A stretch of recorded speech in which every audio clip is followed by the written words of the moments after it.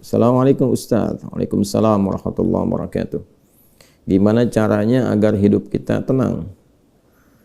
Ya, tenangkan. Gimana caranya agar hidup kita tenang? Tenangkan. Anda kenapa sampai nggak tenang? Nggak tenang itu kan perkaranya bisa karena berbuat maksiat. Ya, orang berbuat maksiat, berbuat salah itu pasti nggak tenang. Atau karena, mohon maaf ya, terlalu banyak terbawa oleh urusan dunia, sehingga kehidupannya dipaksa untuk mengerjakan berbagai aktivitas duniawi yang membuat dia terasa lebih sibuk, capek, lelah, sehingga tidak mendapatkan ketenangan yang dimaksudkan. Jadi kalau terlalu banyak ngejar dunia atau juga berbuat maksiat, maksiat dengan ngejar dunia itu berbeda. Ya, kalau maksiat itu sudah otomatis menyalahi ketentuan Allah. Nggak boleh mencuri, nggak boleh korupsi, nggak boleh berbohong. Makanya ketika melakukan, hatinya menolak.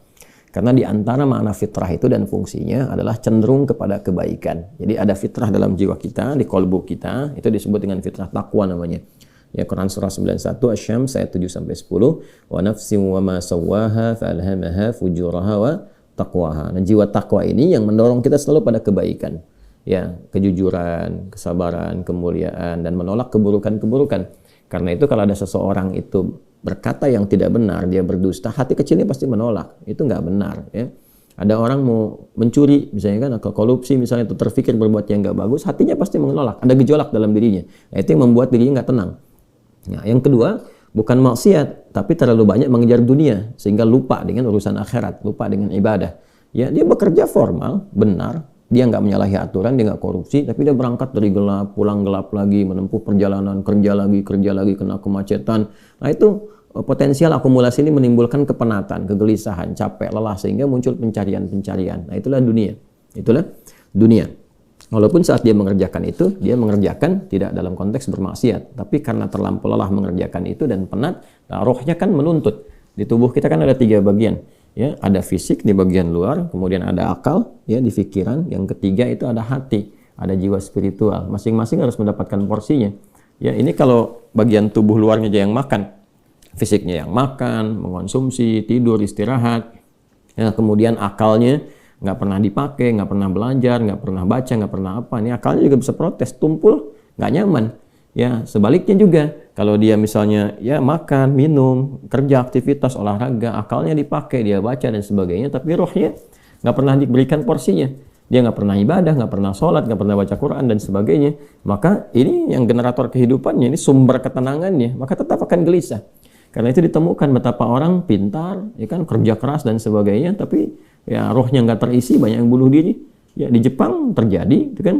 Atau bahkan setidaknya ada orang-orang kaya yang sudah hebat, pinter-pinter, ya di akhir hidupnya apa yang dia kerjakan?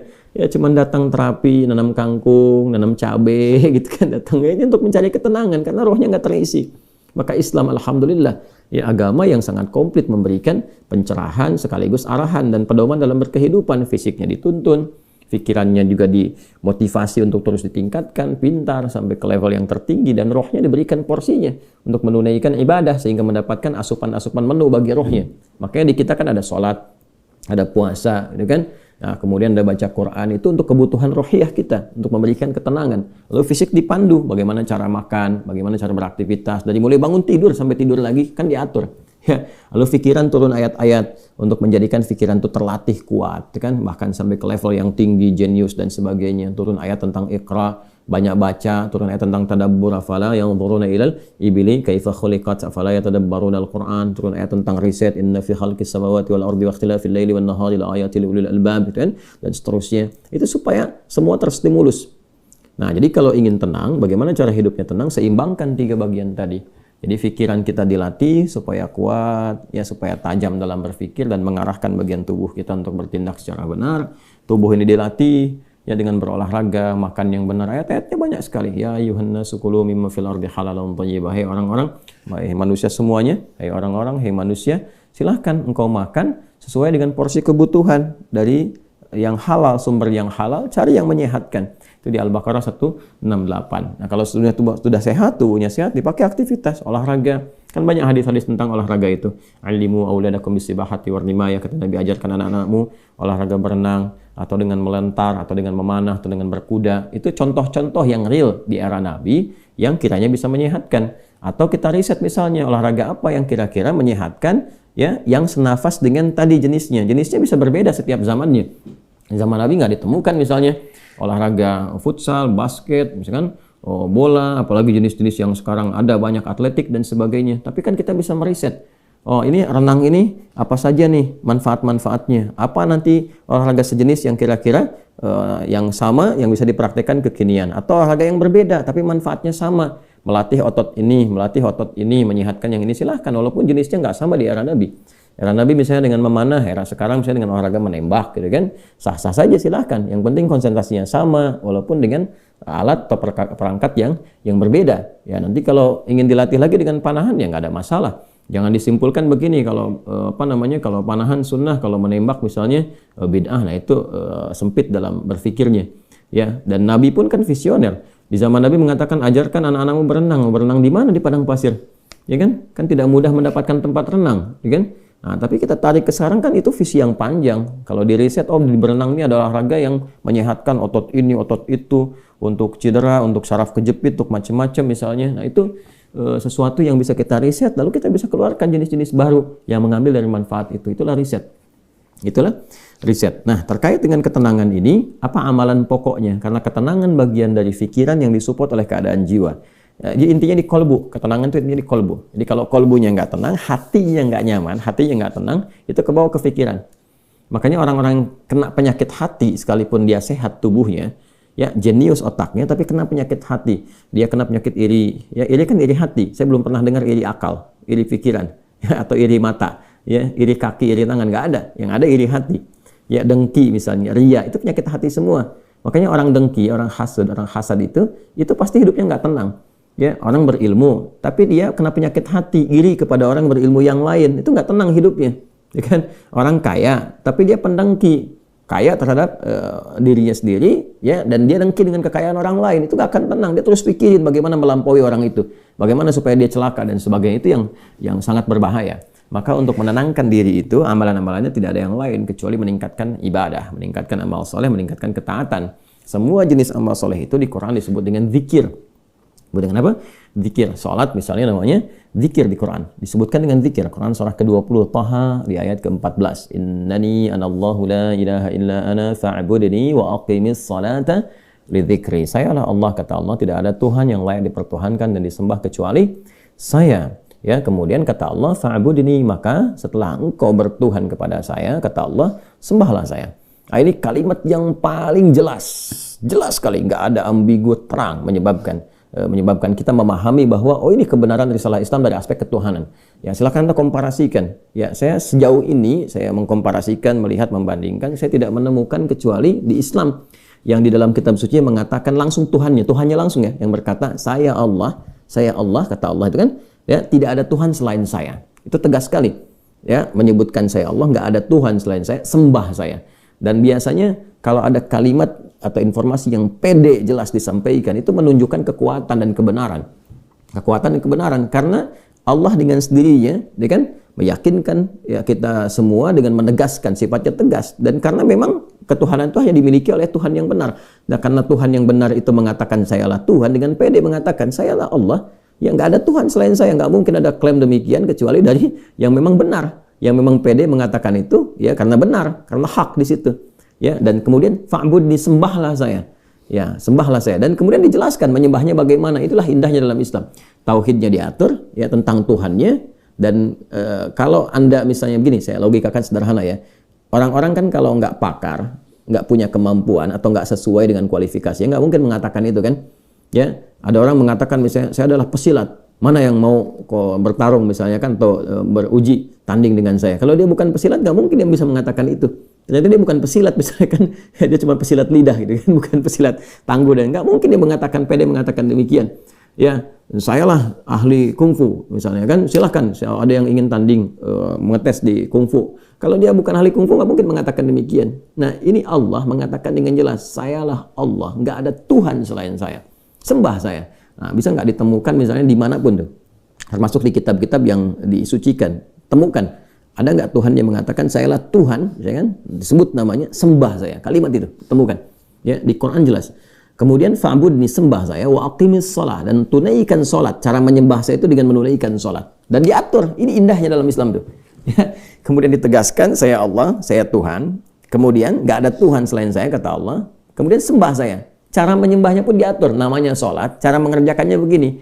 Ya, lalu diutuslah Nabi Muhammad SAW untuk mengajarkan dari awal sampai akhir, dari gerakan sampai bacaan, dari mulai hukumnya diajarkan. Ya, dari cara menghadap ke arah mana, kemudian bagaimana caranya, ya, dari mulai berwudunya bahkan sampai dengan selesainya.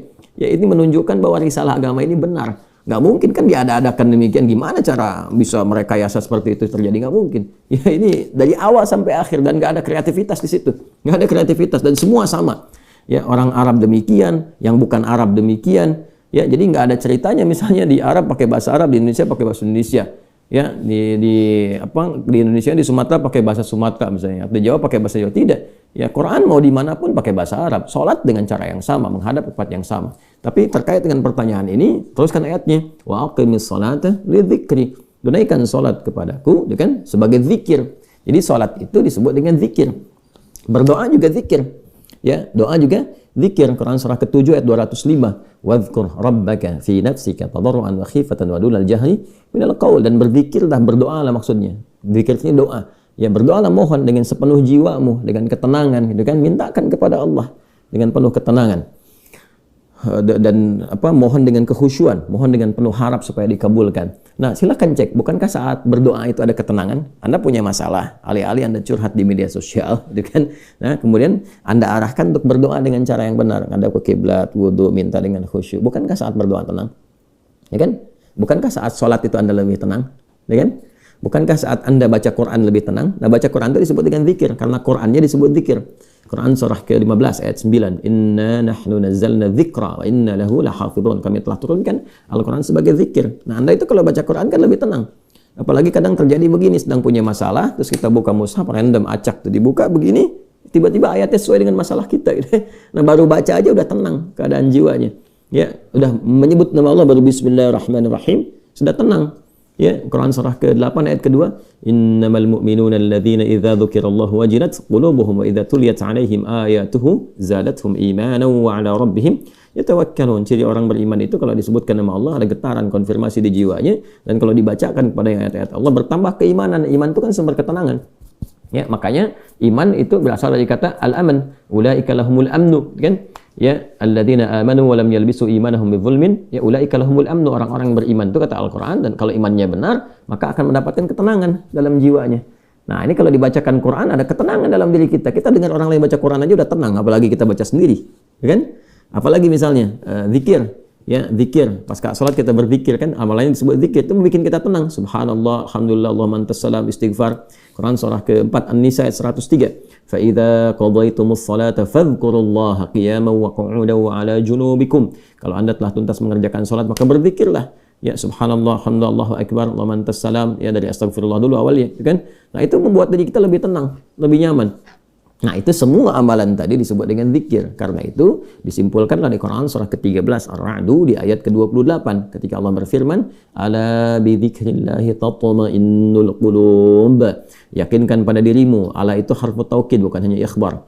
Huruf untuk menginformasikan sekaligus menguatkan informasi yang disampaikan. Saya tegaskannya, kata Allah, yakinkan pada dirimu dengan meningkatkan zikir kepada Allah, maka akan cenderung berdampak tenang kepada jiwa. Nah, jadi kalau Anda ingin tenang, saya ingin tenang, kita ingin tenang, gampangnya tingkatkan zikir. Zikir itu bentuknya ibadah, baik dengan ibadah fisik seperti sholat, baca Al-Quran, atau ibadah harta dengan bersedekah misalnya, ya, zakat itu kewajiban, infak itu tambahkan. Kalau ingin tenang, cobalah pagi-pagi cari orang-orang yang berhak mendapatkan itu sesuai dengan kualifikasi yang disampaikan Al-Quran dan hadis, jalan, temui, bersedekah, nggak usah banyak dipamerkan, ya, macam-macam, bersedekah, sampaikan dengan tulus. Nanti Anda akan mendengar orang itu berkata, terima kasih Pak, semoga Bapak disehatkan, keluarga juga dilancarkan rezekinya, dijaga oleh Allah kemuliaannya. Oh, itu mahal sekali. Padahal yang dikeluarkan mungkin 5.000, 10.000, tapi bagi orang-orang tertentu itu sangat berharga dan melahirkan doa yang dengan doa itu mengguncang aras dan memberikan ketenangan kepada jiwa. Ya kan? Wallahu ta'ala a'lam bis-shawab.